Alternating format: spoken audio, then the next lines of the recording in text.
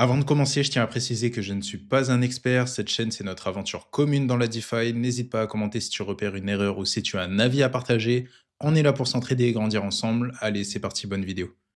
Bonjour à tous, comme vous l'avez vu dans le titre de la vidéo, aujourd'hui je vous offre un cadeau qui est gratuit bien sûr, donc restez bien jusqu'à la fin pour savoir comment le récupérer. Dans la dernière vidéo, on a vu ma routine quotidienne pour maximiser mes rendements en DeFi, elle a plutôt bien marché, c'est cool, donc si vous ne l'avez pas encore vue, je vous la mets juste au-dessus. On a d'ailleurs dépassé les 100 abonnés, donc merci à vous, ça fait vraiment plaisir, et si vous ne l'êtes pas encore, je vous invite à le faire. Ça m'aidera énormément à faire grandir la chaîne et à continuer de vous balancer des petites pépites. Bon, du coup, tout ça pour dire que dans cette vidéo, j'ai reçu un commentaire de Synopsis du 33 qui m'a demandé si j'allais mettre mon fichier Excel à disposition de la communauté. Et ben, c'est justement le sujet de la vidéo. Merci à toi et n'hésitez pas à envoyer des messages. Je regarde et réponds à tous les commentaires tant que c'est dans la bienveillance, bien sûr.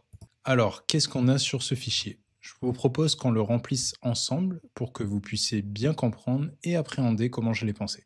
Ce fichier est très récent et a seulement un mois, j'ai voulu le rendre le plus simple possible et personnalisé à mes objectifs, donc bien sûr je vous laisse le modifier de votre côté comme bon vous semble, et si vous avez des retours ou conseils de choses cool à rajouter que j'ai oublié, n'hésitez pas à me le dire, on est là pour s'entraider, n'oubliez pas. Sur la première page ici, on a une page qui s'appelle Business Metrics. Comme vous vous en doutez, cette page est une sorte de tableau de bord de vos stratégies DeFi afin de centraliser vos performances venant de vos pools de liquidités, de vos prêts et emprunts.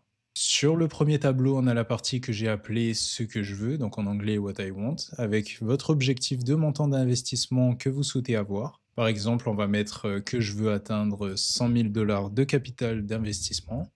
Mon objectif est que sur ces 100K, je souhaite avoir un rendement de 10% par mois. Et donc en dessous, on va mettre 120% à l'année. En dessous, on écrit le montant que l'on voudrait se verser sur ces pourcentages par mois. Donc par exemple, je voudrais me verser 1000 $ par mois à partir de mes investissements, car je vais réinvestir le reste pour former des intérêts composés et créer un effet boule de neige positif de mon capital. Ces métriques-là, elles me servent surtout à me rappeler tous les jours mon objectif initial, me motiver et à orienter mes différentes stratégies, tout simplement à garder le cap, quoi. Ensuite, à droite, on va mettre ce que j'ai investi depuis le début et ce que j'ai actuellement. Par exemple, on peut mettre que j'ai investi 10 000 $ et qu'aujourd'hui, je suis à 12 000 $. Ensuite, les trois colonnes du dessous sont connectées à des cases de la page Pool, ici. Donc ils seront mis automatiquement ici, on y reviendra plus tard. Pareil pour tout le reste de la page, tout est connecté, donc ici vous n'avez rien à faire. On va donc aller sur ma page préférée, celle des pools de liquidité. Ici, on va pouvoir lister toutes nos pools actives. Personnellement, j'aime la simplicité et me concentrer sur 3-4 pools maximum, mais vous pouvez en rajouter en dessous, bien sûr, hein. Vous êtes libre de faire ce que vous voulez avec ce fichier, c'est cadeau. Bon, du coup, vous allez sur les plateformes où vous avez vos pools. J'ai pris un exemple ici pour vous aider à remplir. Donc, on va prendre la première pool ETH USDC. On va pouvoir le remplir ici. On va écrire ETH/USDC avec le nom de la plateforme VFAT, car c'est la plateforme que j'utilise. Ça permet de différencier si vous avez plusieurs pools ETH/USDC en dessous. Ensuite, vous mettez le projected APR que vous fournit votre plateforme. Donc là, par exemple, ici, on va aller prendre le 51%.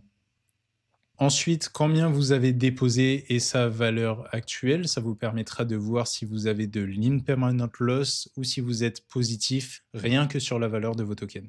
Pour le deposit value, ça, on le met en général dès le début quand on rentre sur une pool. Donc là, je ne l'ai pas sur la plateforme VFAT, mais il me semble que j'avais mis 1000 $. Donc je rentre 1000 $ et current value 995. Donc je sais ici que j'ai une perte impermanente de 5 $. Donc je ne suis pas positif sur ma pool, juste sur sa valeur. Ensuite, on a les fees en attente, donc les rendements que vous générez mais que vous n'avez pas encore récupérés. Donc on retourne sur VFAT et j'ai généré ici 6,60 $ que je vais pouvoir du coup remplir ici. Et ici, c'est ce que vous avez déjà récupéré. Donc personnellement, je le fais une fois par semaine. Le dimanche, ça permet de voir combien j'ai récupéré d'argent au total grâce à cette pool et de mettre À zéro les frais qui stagnent, car oui, cet argent que vous laissez en attente ne travaille pas. Quand je récupère mes profits, ma stratégie est généralement de rembourser l'emprunt que j'ai fait pour investir sur des plateformes comme AAVE ou d'ouvrir d'autres pools ou de l'investir dans mon portefeuille Bullrun ou encore vous pouvez le réinvestir dans la même pool. Enfin, vous avez vraiment le choix pour le refaire travailler. Ici, par exemple, on va mettre juste pour l'exemple que j'ai déjà récupéré 120 $.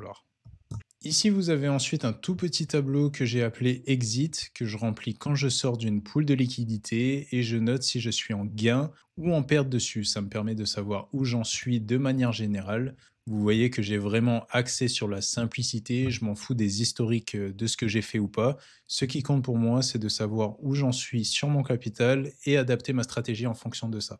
Du concret quoi, hein. Je verrai plus tard pour analyser plus profondément mon historique. Bon, je remplis vite fait les autres lignes pour avoir quelque chose de réaliste et on revient sur la vidéo. Bon, du coup, on a tout rempli ici. Vous verrez que tout sera clair dans la page Business Metrics. Allons avant sur la page Lending Borrowing. Pareil que pour la page Pool, on va lister ici et centraliser l'ensemble de nos prêts et emprunts effectués. Comme pour les pools, on va marquer le token et la plateforme qu'on utilise. Donc par exemple BTC sur AAVE. Ici, j'ai la date d'entrée, l'IPY estimé. Je vais mettre un chiffre au hasard, mais généralement, c'est autour des 2%. La valeur de votre prêt, donc par exemple 1000 $, lorsque vous l'avez effectué et sa valeur actuelle, afin de voir la différence qu'il y a si vous êtes positif ou négatif. On va mettre aussi 1000 $. Vous vous en doutez, pour des stablecoins, vous serez forcément positif avec un meilleur rendement, alors que des autres tokens, vous êtes exposé à la volatilité du marché. Pareil en dessous avec la liste des tokens empruntés, même système, donc je vais remplir tout ça et couper pour éviter une trop longue vidéo. Bon, maintenant que tout ça est complété, on va retourner sur la page Business Metrics. Sur la droite, vous avez donc ce que vous pouvez espérer avoir comme rendement mensuel. Donc vous pouvez le comparer avec la gauche et voir si ça correspond bien à votre objectif. Et pour l'estimation de votre rendement mensuel concernant votre capital. Et ici, c'est super intéressant, ce sont les datas de votre portefeuille d'investissement DeFi, la proportion que prend vos prêts, emprunts et poules de liquidité par rapport à votre capital total, votre mise de départ et le montant actuel, et bien sûr la différence entre les deux. Ici, vous avez le Wickboard. Donc, comme je vous ai dit, je collecte mes rendements une fois par semaine et je mets le montant ici pour savoir combien j'ai collecté au total cette semaine. La colonne Orders signifie le reste, comme les parties trading, investissement, etc. que j'aurais pu générer. Tout ce qui est autre que les rendements venant de mes pools de liquidité. Et à la fin du mois, je mets tout ça à zéro et je colle le montant du mois généré dans le tableau du dessous pour avoir une vision générale de mon année et savoir où j'en suis actuellement. C'est très important. Ici, ce qu'on peut faire, c'est marquer la première semaine de février pour notre exemple, donc qui était le 3 février. On va mettre un exemple, hein, mais on peut mettre qu'on a généré par exemple cette semaine-là 540 $. La deuxième semaine, c'était le 10 février. On va mettre qu'on a collecté, allez, un peu moins, 460 $. Et aujourd'hui, on est dans la semaine du 17 février. Donc, ce que je fais, comme on est dimanche, je vais aller sur Pool. Bon, du coup, c'est un peu ridicule par rapport à ce que j'ai mis comme performance sur le mois de février, mais bon, on va dire que c'est une semaine plutôt mauvaise pour nous. Donc, on va récupérer on-chain nos fees. Et ici, je vais tout simplement copier les 39 $, le mettre ici sur la semaine du 17 février. Je retourne dans Pool et je vais mettre ici à chaque fois, donc pour cette pool-là, je vais rajouter sur la colonne de droite les fees que j'ai collecté. Ici, plus 7 $. Et là, je remets tout à zéro. Pareil pour la deuxième, plus 4 $. Et je mets à zéro.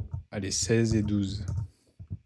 Voilà, donc on a mis à zéro les rendements que je dois collecter. Ici, on peut voir que la première pool m'a rapporté 127 $ en tout, 32 $. Bon, bien sûr, c'est des exemples, donc ça ne correspond pas à ce que j'ai mis ici. Mais si vous remplissez correctement votre fichier quotidiennement et ou comme moi, une fois par semaine, tout sera mis automatiquement ici et vous pourrez avoir un beau tableau de bord pour suivre vos métriques. Voilà, du coup, ce fichier, je l'utilise tous les jours en mettant à jour surtout la page pool et ça me prend en moyenne entre 2 et 5 minutes par jour. Je fais juste un bilan le dimanche en collectant tout ça et donc je prends 15 minutes le temps de tout collecter on-chain et remplir le fichier et analyser mes statistiques. C'est très rapide.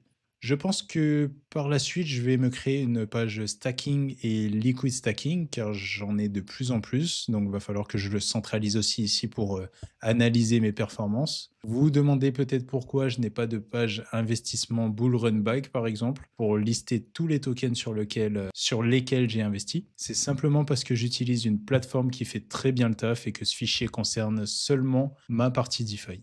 Bon, du coup, pour récupérer le fichier, je vais l'épingler ici sur mon canal Telegram. C'est un canal gratuit, pas de trucs chelous dessus. Je publie juste des recherches DeFi que j'ai fait pour qu'on avance ensemble. Le but étant d'avoir une petite communauté pour s'entraider et pour prouver ma bonne foi. Si jamais vous n'avez pas de Telegram, pas de souci, envoyez-moi un message avec votre email et je vous enverrai le fichier. D'ailleurs, pour le récupérer, le modifier et le personnaliser, vous allez ici en haut dans Fichier, créer une copie pour pouvoir le dupliquer.